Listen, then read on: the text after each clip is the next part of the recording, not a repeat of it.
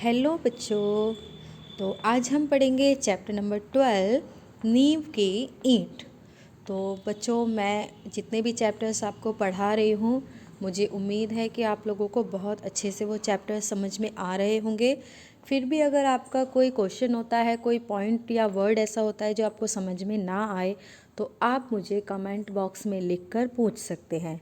Video को like करें, channel को सब्सक्राइब करें, और ताकि आप लोगों को मेरी वीडियोस टाइम पर मिल सके। तो देखिए, हम आज क्या पढ़ने जा रहे हैं। हम पढ़ने जा रहे हैं नींव की ईंट। प्रस्तुत निबंध नींव की ईंट रामवृक्ष बैनीपुरी द्वारा लिखा गया है। इसमें लेखक ने दुनिया के ऊपरी दिखावे पर व्यंग्य कसते हुए लिखा है। व्यंग्य कसते हुए मतलब कि हम किसी चीज़ को डायरेक्ट अगर नहीं कहना चाहते तो हम कुछ बातों के ज़रिए उन कमियों को ऊपर निकालते हैं, उसी को हम व्यंग्य कहते हैं। ऊपर के आवरण को सब देखते हैं, परंतु नीचे के ठोस सत्य पर लोगों का ध्यान नहीं जाता। लेखक ने नींव की पहली ईंट का गुणगान किया है और कंगूरे की ईंट को वर्तमान के प्रतिस्पर्धात्मक संस्कृति का परिचायक माना है। यानी कि आपने देखा होगा, मकान जब बनता है तो उसकी ज़मीन में कुछ नींव की ईंट डाली जाती हैं जिन पर वो मकान टिका होता है। तो नींव की ईंट क्यों डाली जाती है? ताकि वो मकान मजबूत बने। बाढ़ हो, भूकंप हो, कोई भी ऐसी विपदाएं आए, कोई परेशानी आए तो मकान नहीं हिलेगा। किसकी वजह से नहीं हिलेगा? नींव की ईंट की वजह से। क्योंकि नींव की ईंट मकान की जड़ को मजबूत बनाती है। जैसे पेड़ की जड़ें पेड़ को खड़े रहने की शक्ति देती हैं, उसी प्रकार नींव की ईंट मकान को खड़े रहने की शक्ति देती है। ऊपर कंगूरे की ईंट होती है, यानी कि जो इमारत का डिज़ाइन होता है उसे कहा गया है कंगूरे की ईंट। उसे सब देखते हैं, बिल्डिंग की शोभा होता है वो। लेकिन बलिदान किसका है? उसको खड़े रहने पर जो कंगूरे की ईंट है, जो इमारत का डिज़ाइन है, वो तभी तक टिका रहेगा जब तक नींव की ईंट मजबूत है ना। तो चलिए पढ़ते हैं इसी के बारे में। वह जो चमकीली सुंदर सुघड़ इमारत है, वह किस पर टिकी है? इसके कंगूरों को आप अक्सर देखा करते हैं। क्या कभी आपने इसकी नींव की ओर भी ध्यान दिया है? दुनिया बाहरी चमक देखती है, ऊपर का आवरण देखती है। आवरण के नीचे जो ठोस सत्य है, उस पर कितने लोगों का ध्यान जाता है? ठोस सत्य सदा शिव होता है, किंतु वह हमेशा ही सुंदर भी हो, यह आवश्यक नहीं। सत्य कठोर होता है, कठोरता और भद्दापन साथ जन्मा करते हैं तथा साथ ही जिया करते हैं। तो बेटा, इसमें यही दिखाया गया है कि चमक धमक अच्छी लगती है सबको, लेकिन जो सत्य है वो क्या है? नींव की ईंट, यानी कि जो आपके काम आता है, जो ज़रूरी है, वो बेशक भद्दा है लेकिन सत्य है। और सत्य क्या है? सत्य शिव है। हम हमेशा कठोरता से दूर भागते हैं, भद्देपन से मुंह मोड़ते हैं, इसलिए हम सत्य से भी दूर भागते हैं। नहीं तो हम इमारत के गीत, नींव के गीत से प्रारंभ करते। वह ईंट धन्य है जो कट छंट कर कंगूरे पर चढ़ती है और बरबस लोक लोचनों को अपनी ओर आकृष्ट करती है। तो कौन सी ईंट धन्य है? जो कट छंट कर कंगूरे पर चढ़ती, यानी काट काट कर ईंटों को डिज़ाइन बनाया जाता है इमारत के ऊपर। बरबस लोक लोचनों, यानी लोगों के आँखों को अपनी ओर आकर्षित करती है। किंतु धन्य है वह ईंट जो कि ज़मीन के 7 हाथ नीचे जाकर गड़ गई और इमारत की पहली ईंट बनी। तो यानी कि कंगूरे की ईंट कट छट कर उसने बलिदान तो दिया, लेकिन उसे लोग देखते तो हैं, लेकिन जो ईंट ज़मीन के अंदर दब गई है उसको कौन देखता है? कोई नहीं। क्यों? इसी पहली ईंट पर, उसकी मजबूती और पुख्तेपन पर सारी इमारत की अस्ती नास्ती निर्भर करती है। उस ईंट को हिला दीजिए, कंगूरा बेहताशा ज़मीन पर आ गिरेगा। कंगूरे के गीत गाने वाले हम आइए अब इस नींव के गीत गाएं। तो बेटा क्या कहा?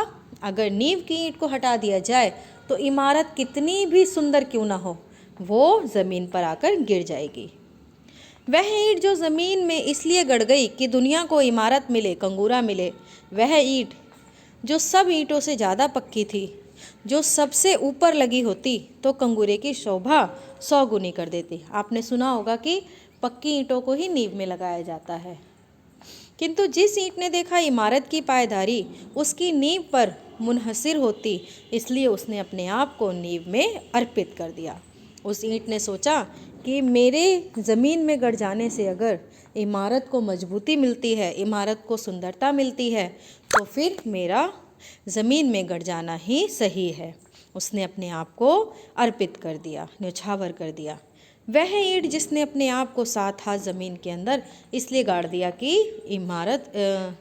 इमारत ज़मीन के ऊपर 100 हाथ तक ऊंची जा सके, यानी उसने अपने आप को दफन कर दिया इमारत को सुंदर बनाने के लिए। वह ईंट जिसने अपने लिए अंधकूप इसलिए कबूल किया कि ऊपर के उसके साथियों को स्वच्छ हवा मिलती रहे, सुनहरी रोशनी मिलती रहे। तो अंधकूप यानी ज़मीन के अंदर अंधापन जो दबा हुआ महसूस उसने किया है, लेकिन क्यों उसने अपने आप को दबा दिया, क्यों उसने उस अंधकूप को यानी अंधे कुएं को कबूल किया, ताकि उसके साथियों को स्वच्छ हवा मिलती रहे और सुनहरी रोशनी मिलती रहे। वह ईंट जिसने अपना अस्तित्व इसलिए विलीन कर दिया कि संसार एक सुंदर सृष्टि देखे। सुंदर सृष्टि हमेशा ही बलिदान खोजती है, चाहे वह बलिदान ईंट का हो या व्यक्ति का। तो आपकी जो दुनिया है वो बहुत सुंदर है, लेकिन ये सुंदर बनती कैसे है? हमारे कर्तव्यों को निभाने से। अगर हम लोग अपने कर्तव्य सही से नहीं निभाएंगे तो ये सृष्टि सुंदर नहीं बन पाएगी। इसलिए कुछ पक्की पक्की लाल ईंटों को चुपचाप नींव में जाना है। सुंदर समाज बने इसलिए कुछ तपे तपाए लोगों को मौन मूक यानी चुपचाप शहादत का लाल सेरा पहनना होगा। लोगों को बेटा मैं एग्जाम्पल देती हूँ, आपके इतने क्रांतिकारी हुए, पुराने समय में इतने ऋषि मुनि हुए, जिन लोगों ने समाज को सुंदर बनाने के लिए, दुनिया को बचाने के लिए अपने आप को चुपचाप बलिदान कर दिया। दधीची हुआ करते थे जिन्होंने अपनी हड्डियों से वज्र बनाने के लिए अपने आप को खुद ही उन्होंने मृत्यु के हवाले कर दिया ताकि समाज को बचाया जा सके। उसी तरीके से आज भी आप देखते हो बहुत सारे लोग देश के लिए, आपके सैनिक देश के लिए डटे हुए हैं ताकि हमारे देश में रहने वाले लोगों को शांति मिल सके। इसी तरीके से नींव की ईंट बनना बहुत ज़रूरी होता है। शहादत और मौनमुख। जिस शहादत को शोहरत मिली, जिस बलिदान को प्रसिद्धि प्राप्त हुई, वह इमारत का कंगूरा है, मंदिर का कलश है। तो क्या कह रहे हैं ये कि जो सुंदर है, जो दिखाई दे रहा है, उसे प्रसिद्धि प्राप्त हो गई। बलिदान किया लेकिन उसे प्रसिद्धि तो प्राप्त हुई। हाँ, शहादत और मौनमुख यही समाज की आधारशिला होती है। ईशा की शहादत ने ईसाई धर्म को अमर बना दिया, आप कह लीजिए, किंतु मेरी समझ में ईसाई धर्म को अमर बनाया उन लोगों ने जिन्होंने ईसाई धर्म के प्रचार में अपने आप को अनाम उत्सर्ग कर दिया। ईसा मसीह को आज सब जानते हैं, उन्होंने बलिदान किया, ये गलत नहीं है, लेकिन उनके साथ हज़ारों लाखों ऐसे लोगों ने भी तो बलिदान किया जिन्होंने इस ईसाई धर्म के लिए प्रचार के लिए अपनी जान को भी गंवा दिया। उनमें कितने जिंदा जलाए गए, कितने सूली पर चढ़ाए गए, कितने बन बन की खाक छानते छानते जंगली जानवरों के शिकार भी हुए, कितने उससे भी भयानक भूख प्यास के शिकार हुए। उनके नाम शायद ही कहीं लिखे गए हों, उनकी चर्चा शायद ही कहीं होती हो। बेटा आपने ईसा मसीह के अलावा किसी का भी नाम नहीं सुना होगा। तो वही कह रहे हैं कि उनके साथ ना जाने कितने लोगों ने अपने आप को बलिदान किया है। क्या उनकी शहादत को कहीं लिखा गया है? नहीं। वे सब क्या थे? वे सब नींव की ईंट थे। किंतु ईसाई धर्म उन्हीं के पुण्य प्रताप से आज भी फल फूल रहा है। वे नींव की ईंट थे। गिरजाघर के कलश आज भी उन्हीं की शहादत से चमकते हैं। आज हमारा देश आज़ाद हुआ सिर्फ उनके बलिदानों के कारण नहीं, जिन्होंने इतिहास में स्थान पा लिया है।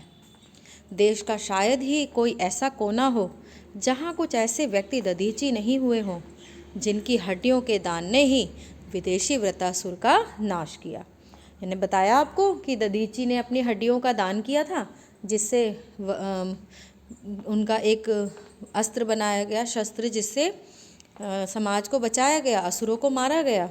उसी तरीके से हमारे क्रांतिकारियों में जिनके नाम लिखे हुए हैं उन्हें तो आप जानते हैं, उनके बारे में सब जानते हैं, लेकिन हजारों लाखों ऐसे लोग हुए होंगे जो क्रांतिकारियों के साथ न्यौछावर हो गए होंगे, बलिदान कर दिया होगा अपने आप को। क्या उन्हें कोई जानता है? लेकिन योगदान तो उनका भी रहा क्रांति में। हम जिसे देख नहीं सके वह सत्य नहीं है, ये है मूढ़ धारणा। सत्य तो ढूंढने से ही मिलता है। ऐसी नींव की ईंटों की ओर ध्यान देना हमारा काम है, हमारा धर्म है। अब आप इमारत को देखेंगे तो कहेंगे इतनी खूबसूरत है, आपको कहाँ से दिखाई दे रही है? वो ज़मीन के ऊपर से। लेकिन सत्य नहीं है कि वो ज़मीन के ऊपर से ही है, वो ज़मीन के नीचे से है। सत्य यही है। उसी तरीके से किसी का भी योगदान है, केवल नाम अगर उसका आपको मिलता है तो आप कहेंगे कि गांधी जी ने बलिदान किया, नेहरू जी ने बलिदान किया, भगत सिंह फांसी पर चढ़ गए। लेकिन उन नामों को तो हम जानते हैं, लेकिन जो नींव की ईंट हुए, यानी कि जिन लोगों के नाम आज भी कोई नहीं जानता, क्या उनका बलिदान नहीं था? क्या उन्होंने शहादत नहीं दी थी? दी थी। अब हमारा कर्तव्य है कि हम उन्हें खोजें, उस सत्य को पहचानें। सदियों के बाद नए समाज की सृष्टि की ओर हमने अपना पहला कदम बढ़ाया है। इस नए समाज के निर्माण के लिए हमें नींव की ईंट चाहिए। अफसोस, कंगूरा बनने के लिए चारों ओर होड़ा होड़ी मची है। नींव की ईंट बनने की कामना लुप्त हो रही है। तो बेटा, क्या कहना चाह रहे हैं लेखक इसमें? ये कहना चाह रहे हैं कि सदियों के बाद नए समाज की सृष्टि की ओर हमने अपना पहला कदम बढ़ाया है। वहाँ किन लोगों की ज़रूरत है? ऐसे लोगों की जो शहादत कर सकें, बलिदान कर सकें। बलिदान करने के लिए तैयार तो बहुत लोग हैं, लेकिन वो चाहते हैं कि हमारे बलिदान को सराहा जाए, प्रसिद्धि प्राप्त हो।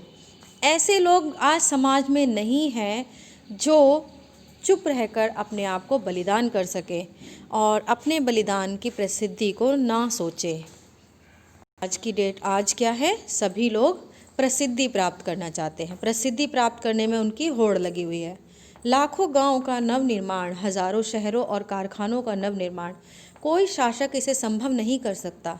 ज़रूरत है ऐसे नौजवानों की जो इस काम में अपने आप को चुपचाप खपा दे, जो एक नई प्रेरणा से अनुप्राणित हो, एक नई चेतना से अभिभूत हो, जो शाबाशियों से दूर हो, दलबंदियों से अलग हो, जिसमें कंगूरा बनने की कामना ना हो, कलश कहलाने की जिनमें वासना ना हो, सभी कामनाओं से दूर हो, सभी वासनाओं से दूर हो। उदय के लिए आतुर समाज चिल्ला रहा है। हमारी नींव की ईंट किधर है? देश के नौजवानों को यह चुनौती है। तो बेटा, आज के समाज को ज़रूरत ऐसे लोगों की है जैसे पहले हुए, जिन्होंने अपने आप को समाज के लिए बलिदान कर दिया। लेकिन आज ऐसे लोगों की बहुत कमी है। आज सभी लोग प्रसिद्धि प्राप्त करना चाहते हैं। सब लोग अपने आप को कंगूरे की ईंट बनाना चाहते हैं, नीम की ईंट बनाने के लिए कोई तैयार नहीं है। तो लेखक हैं रामवृक्ष बैनीपुरी, और देख लीजिए इनका जन्म 1902 में हुआ था, बैनीपुर नामक गांव में, मुजफ्फरनगर ज़िला, बिहार में हुआ था। और 1920 में गांधी जी के असहयोग आंदोलन में इन्होंने बढ़ चढ़कर भाग लिया और अनेक बार जेल गए। 1968 में इनका निधन हो गया और इनकी प्रसिद्ध रचनाएं आम्रपाली, पतिता के देश उपन्यास, माटी की मूर्तें कहानी, सीता का मन संगमित्रा, अमर ज्योति नाटक, गेहूं और गुलाब निबंध और रेखाचित्र आदि है।